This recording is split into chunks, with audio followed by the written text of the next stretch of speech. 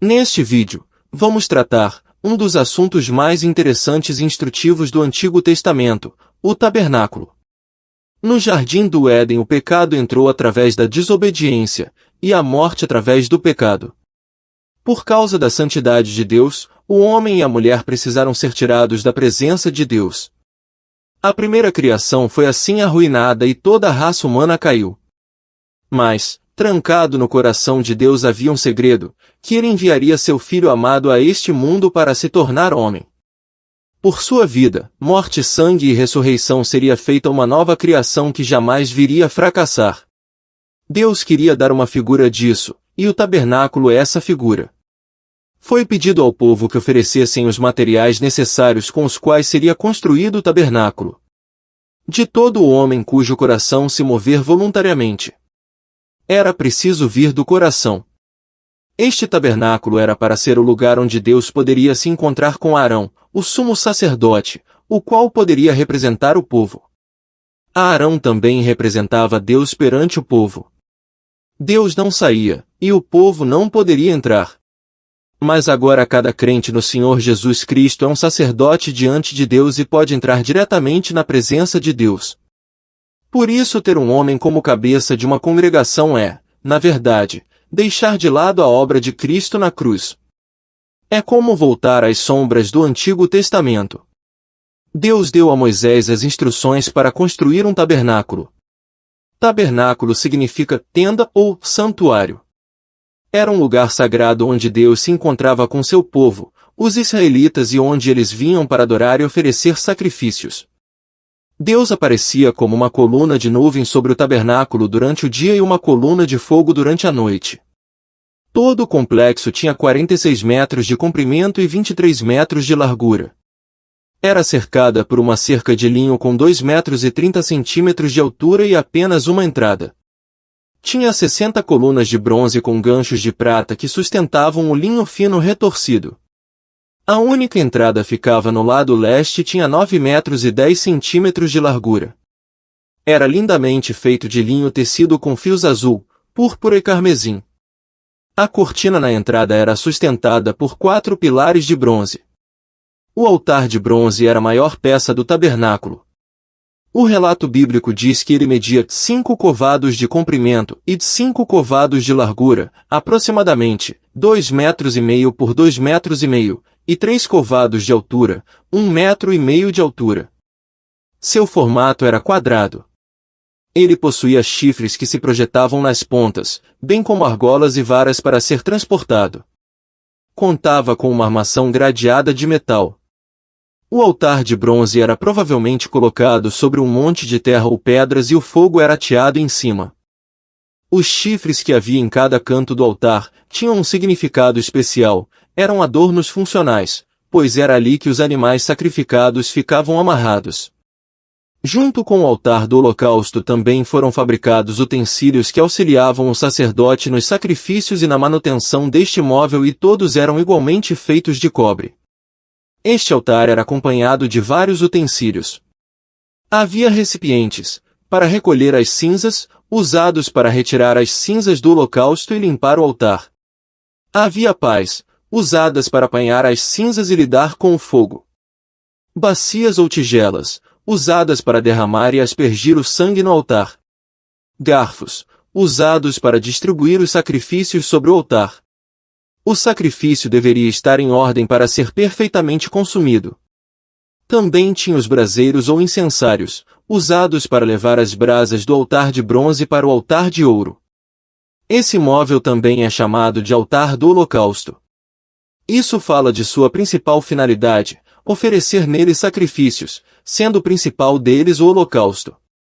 A palavra hebraica traduzida como holocausto é olá, e significa literalmente aquilo que vai para cima, uma alusão ao sacrifício que, quando queimado, seu aroma subia como cheiro suave ao Senhor. A oferta do holocausto, também chamada de oferta queimada, era inteiramente consumida sobre o altar, com exceção da pele do animal, e das entranhas com os resíduos de comida. Esse sacrifício era oferecido a Deus como ato de adoração, em ação de graças, para obter algum favor e, em diversos ritos de purificação. Era o único sacrifício regularmente estabelecido para o culto no santuário e era oferecido diariamente, de manhã e à noite, por isso era chamado de sacrifício tamid, ou seja, perpétuo, contínuo. Deveriam ser apresentados como sacrifício de holocausto, animais específicos, sendo o macho sem defeito. Localização. Quando se adentrava ao átrio do tabernáculo, o primeiro móvel que se via era o altar do holocausto. Por isso ele é chamado de o altar que está diante da porta da tenda da congregação. A localização deste altar mostra-nos quão importante era o sacrifício a fim de que a pessoa pudesse acertar o seu relacionamento com Deus, e porá a sua mão sobre a cabeça do holocausto, para que seja aceito a favor dele, para a sua expiação. Ele era um móvel que lembrava da constante da necessidade de expiação e arrependimento, por parte do ofertante. O altar de bronze queimava continuamente. A pia, ou bacia, era uma grande tigela cheia de água localizada a meio caminho entre o bronze e o santo lugar. A pia foi feita inteiramente de bronze. Os sacerdotes lavavam as mãos e os pés antes de entrar no santo lugar. O próprio tabernáculo tinha 4 coberturas. A primeira cobertura consistia de linho finamente torcido, tecido junto com tecido azul, púrpura e escarlate. A cobertura interna cobria as 48 tábuas que ficavam em pé. A única maneira dessa magnífica cobertura ser vista era do lado de dentro, e o sacerdote tinha que olhar para cima. Cada uma traz aos nossos pensamentos as glórias de Cristo. Azul, o homem celestial; púrpura, a realeza de Cristo; e carmesim, sua glória terrena, ainda por vir. Todos os crentes no Senhor Jesus são sacerdotes. Esta cobertura é chamada de tabernáculo. Os 10 painéis foram unidos de modo a formarem um só. Sobre esta primeira cobertura da tenda havia uma cobertura um pouco maior feita de pelos de cabra. A segunda cobertura é chamada de tenda. Esta pode ser para nós uma figura de Cristo como o profeta de Deus vindo ao mundo. Somente a parte que pendia sobre a porta da frente podia ser vista. A terceira cobertura era de peles de carneiro tingidas de vermelho. Foi a primeira das 2 coberturas à prova de intempéries. Peles de carneiro tingidas de vermelho só aparecendo em meio versículo, sem indicação de tamanho, sem menção a laçadas, e que não era à vista. O carneiro era o animal da consagração para o sacerdote. Uma figura indescritível da devoção de Cristo a Deus. Quem jamais poderia medir o que Cristo significou em devoção a Deus? Sua pessoa jamais poderia ser dividida, ele é Deus. Somente Deus poderia ver e avaliar a devoção de seu bem-amado Filho. A última cobertura era feita de peles de texugo impermeáveis. Esta cobertura de cima protegia toda a construção. Cristo é aquele que esconde de um Deus santo tudo aquilo que em nós é ofensivo. Havia 2 seções na tenda do tabernáculo. O primeiro era o lugar santo. A entrada era por uma cortina atrás de 5 pilares de ouro. Atrás do santo lugar ficava o Santo dos Santos. A entrada para este lugar mais sagrado era feita através de uma cortina conhecida como véu. Este véu era feito de linho fino e fios azul, púrpura e escarlate com figuras de anjos bordadas nele. Sob essas 4 coberturas e sustentando essas cortinas, as paredes do tabernáculo eram feitas de tábuas de madeira de acácia revestidas de ouro. Cada armação terá 5 metros de comprimento por 70 centímetros de largura, com 2 encaixes paralelos um ao outro. 48 tábuas. Todas do mesmo tamanho, todas de madeira, figura da humanidade, todas cobertas com ouro, justiça divina. Cada pessoa, como seres humanos no estado em que nascemos, jamais poderíamos permanecer diante de um Deus santo. Mas como cada tábua era coberta de ouro, assim cada crente foi feito justiça de Deus em Cristo. 1 Coríntios capítulo 2 versículo 30. Muitas tábuas, um tabernáculo. Muitos membros, um corpo, 1 Coríntios capítulo 12 versículos 12 ao 14. O santo lugar media 9 metros de comprimento, por 4 metros e meio de largura. Separado por um véu, que na parte de trás do santo lugar estava o mais sagrado dos santos.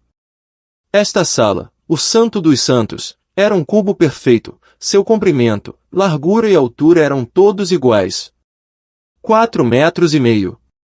O véu separava as duas salas no tabernáculo, o santuário, o Santo dos Santos ou o lugar santíssimo, a presença de Deus onde estava a arca. Além do véu, Arão, o sumo sacerdote, só podia entrar uma vez por ano no dia da expiação. Cada tábua que compunha o santo lugar e o Santo dos Santos tinha 5 metros e 20 centímetros de altura e 2 metros e meio de largura. Essas placas foram colocadas em 100 soquetes de prata afundados no chão. Barras horizontais de madeira cobertas com ouro foram enfiadas em anéis de ouro nas tábuas para manter a estrutura unida. O candelabro de ouro ficava no lado esquerdo do santo lugar. Foi martelado em uma peça de ouro puro. O candelabro tinha 7 ramos, cada um desenhado como uma amendoeira, contendo botões e flores. 7 lâmpadas com azeite e pavios ficavam no topo dos galhos. Os sacerdotes foram instruídos a manter as lâmpadas acesas continuamente. A única fonte de luz dentro do tabernáculo. Deus é luz, a única fonte de verdade é Deus. O Senhor Jesus Cristo se tornou um homem de modo a poder nos dar essa luz. A mesa dos pães da proposição era uma mesinha feita de madeira de acácia, revestida de ouro puro. Ficava do lado direito do santo lugar, em frente ao candelabro, e continha 12 pães, representando as 12 tribos de Israel. Sobre esta, 12 pães recém-assados eram colocados a cada sábado. O pão da semana anterior era então tirado para o pátio do tabernáculo e Arão e seus filhos os comiam. Cristo é o pão que desceu do céu. O altar dourado do incenso era feito de madeira de acácia e revestido de ouro puro. 4 chifres se projetavam dos 4 cantos do altar. Deus ordenou aos sacerdotes que queimassem incenso no altar de ouro todas as manhãs e tardes. O incenso deveria ser deixado queimando continuamente durante o dia e a noite como um aroma agradável ao Senhor. O incenso do tabernáculo era o cheiro misturado à fumaça que ocultava o sacerdote da presença divina. Era o altar que fazia limite no santo lugar com o Santo dos Santos. Esse cheiro não podia ser outro. O incenso era uma mistura de resinas e bálsamos aromáticos. Ela queimava lentamente liberando um cheiro perfumado durante todo o dia. O altar de incenso era acesso 2 vezes, pela manhã e no crepúsculo. Assim como tudo outorgado por Deus, os critérios de confecção e aromatização precisavam ser perfeitos. Fazia-se um composto de 4 ingredientes, estoraque, ônica e gálbano, essas substâncias aromáticas e incenso puro. Como ele seria usado no tabernáculo e adiante no templo, deveria ser uma arte de perfumista, temperado com sal, puro e santo. O incenso era queimado de manhã e ao anoitecer no altar do incenso, mas no dia da expiação ele era queimado no Santíssimo. Esse era o melhor e o pior dia para um sacerdote, ele não sairia vivo dali se lhe houvessem problemas que lhe desordenavam para a função. Os sacerdotes usavam vestes de linho branco presas por uma faixa ou cinto feito de linho fino tecido e fios azul, púrpura e escarlate, o mesmo que o véu. O sumo sacerdote usava o éfode, o peitoral, o manto e o turbante sobre roupas íntimas de linho branco. Os sacerdotes podiam entrar no santo lugar para realizar seus deveres, mas apenas o sumo sacerdote podia entrar no Santo dos Santos uma vez por ano no dia da expiação. O Santo dos Santos tinha uma peça de mobília, a Arca da Aliança. A Arca da Aliança tinha uma tampa de expiação, ou propiciatório, em cima dela. Era feito de madeira de acácia, revestido de ouro puro por dentro e por fora. No topo da tampa havia 2 querubins, anjos, nas 2 extremidades, um de frente para o outro. Suas asas estendidas cobriam a tampa da expiação. Esta caixa de madeira era coberta com ouro puro. Trata-se de uma figura de Cristo, através de quem toda a verdade divina nos é dada. Essa arca era feita de 3 partes. A caixa que a princípio continha apenas as 2 pedras sobre as quais Deus havia escrito os 10 mandamentos. Mas a cobrir completamente essa caixa havia uma placa de puro ouro, chamada de propiciatório. Sobre ela era aspergido sangue. Que maravilhosa figura esta de Cristo, aquele que é santo, sem pecado e incontaminado, cujo sangue foi derramado, cuja pessoa é nosso propiciatório, e o mediador entre Deus e nós. A terceira parte era o querubim, seres celestiais, com asas estendidas sobre o propiciatório. Eles representam o poder de Deus em punir qualquer desobediência contra os 10 mandamentos. Mas repare que eles estão parados, eles apenas olham para o sangue. Para nós o sangue de Cristo foi derramado para a punição dos pecados que cada crente tem cometido. Agora nenhum juízo pode cair sobre nós. Dentro da Arca da Aliança havia 3 objetos, um pote de maná, o cajado de Arão que havia brotado e as pedras com os 10 mandamentos. Os israelitas acamparam ao redor do tabernáculo em suas 12 tribos. Dentro deste anel de tribos, Moisés e Arão e seus filhos tinham suas tendas em frente à entrada do tabernáculo. Os 3 grupos familiares dos levitas Merari, Gerson e Coate tinham suas tendas nos outros 3 lados. Esta imagem mostra quais ramos da família levita eram responsáveis por empacotar o tabernáculo e sua mobília, carregá-lo e montá-lo novamente enquanto os israelitas viajavam. Veja como o Senhor escolheu algo especial para cada família fazer. Podemos pensar que se trate de uma honra muito maior levar a arca, do que levar as estacas, mas seja o que for que o Senhor escolhesse para cada um fazer, aquilo era um privilégio especial. Conforme 1 Pedro capítulo 2, todos os crentes são sacerdotes e é nosso privilégio adorarmos e servirmos, mas tudo deve ser feito em conformidade com o modo como o próprio Senhor nos guia. Os sacerdotes eram todos iguais, e faziam a mesma obra, mas isso não acontecia com os levitas, onde cada um tinha uma obra individual a fazer. Vamos organizar nossos pensamentos a respeito desses arranjos enquanto o arraial estava acampado. O tabernáculo ficava no centro. 3 tribos do povo estavam em cada um dos 4 lados. Mas então havia um grande espaço vazio entre o tabernáculo e o povo. Nos lados oeste, sul e norte, nesse espaço vazio estavam os levitas, para o serviço, armando o tabernáculo, guardando-o e desmontando. Ao leste estavam os sacerdotes. Todos os 4 grupos eram da família de Levi. A família levita de Gerson levou as coisas mais leves do tabernáculo através do deserto por 38 anos. A família levita de Coate tinha o maior privilégio, levavam os utensílios santos do tabernáculo. A família de Merari levava todas as coisas pesadas. Os sacerdotes e Moisés viviam no lado leste. Eles não carregavam nada. Seu trabalho começava apenas quando o arraial parava. Os sacerdotes eram designados para adoração a Deus. Interessante. Ao invés de cada primogênito de todo o arraial ser dedicado a Deus, os levitas como um grupo foram dedicados a Deus como representando os primogênitos. Leia o livro de Números capítulos 1 e 2. Na nova criação, Cristo é apresentado como sendo primogênito de toda a criação. Ele é também as primícias da grande seara de Deus. Portanto, isso implica que há mais fruto por vir. Os crentes são este fruto. Assim, estando em Cristo, os crentes são resultados do primogênito. Vemos com que cuidado o Senhor guardava as coisas santas do tabernáculo. Antes dos coatitas saírem a carregar suas partes, Arão e seus filhos deviam entrar e cobrir a mobília santa. Estes itens eram cobertos enquanto eram levados através do deserto. Os melhores anos de suas vidas eram destinados ao serviço do Senhor e seu tabernáculo. Dos 30 aos 50 anos de idade. Com frequência esses anos são os que usamos para tentar conseguir sucesso e bens aqui neste mundo. Como é bom ver o projeto de Deus, cada qual segundo o seu ministério, e segundo o seu cargo. Nada era deixado para eles escolherem, tudo era ordenado por Deus. E cada um de nós pode pedir ao Senhor que também nos mostre o serviço e a carga que tem para que nós aceitemos em nossa jornada para nosso lar celestial.